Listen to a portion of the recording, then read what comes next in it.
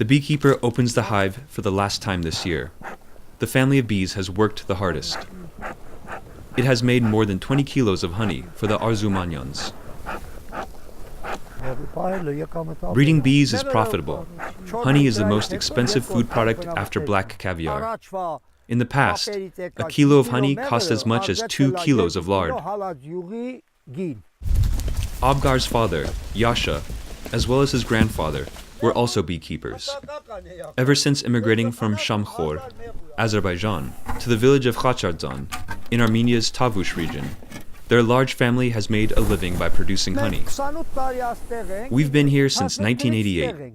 We had beehives back in Shamkhor, too, before we became refugees. We had 40 beehives, but couldn't take them with us. So we left with nothing, but then were able to obtain 10 beehives from a Turk.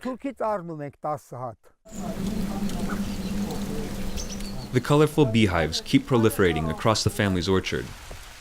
The Arzumanyans now have 50 bee colonies. In the beginning, Abgar couldn't get near the beehives. It was Mrs. Varinka who took care of the bees. I was allergic, but eventually I ate so much honey that my allergy was gone. It was a miracle, considering the slightest contact with honey could take me to death's door. Bees don't require much work. Instead, they demand to be treated gently and with respect. Bees are very sensitive. You can't make any sudden movements or approach the hive after you've had any alcohol. You make a sudden poke, and they'll attack you. You need to be extremely careful. Beekeeping is a growing industry in Khachardzan.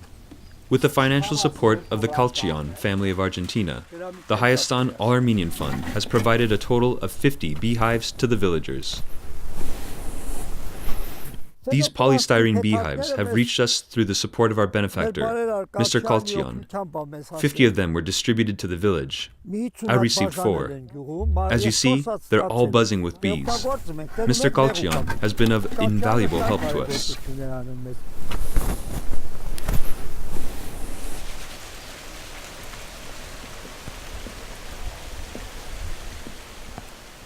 The Hayastan All-Armenian Fund has promised the villagers 200 additional beehives.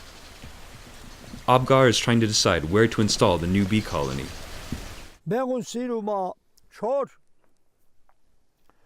Bees like to be in a dry and sunny place. They don't like humidity and the wind. You've got to treat them with extreme tenderness and care. This is the most precious corner of the Arzumanyans' home. They have obtained 15 barrels of honey from their bees. Half the yield is already gone.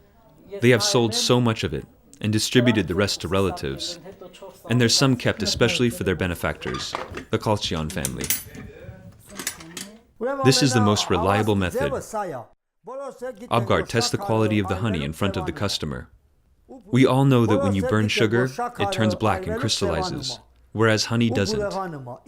Now I'll hold the spoon under the water, and you'll see whether the honey is washed off or sticks to the spoon. If it sticks, then there's sugar in it. Abgar's honey is as honest as his words. Just ask his mother, Jasmine, whose heart was healed by bees. My heart used to go boom, boom, boom. I was tired of taking all those medications, but now I take none at all. I just mix some honey and water and drink it. After doing this for 2 months, my heart has completely healed. No more palpitations. Now Grandma Jasmine's heart throbs only with joy. When, for instance, she sits at the dinner table with her grandchildren and great-grandchildren. She has 12 great-grandchildren, each with a beehive named after them. For the 80-year-old grandmother, who has had a hard life, this is, indeed, a sweet autumn.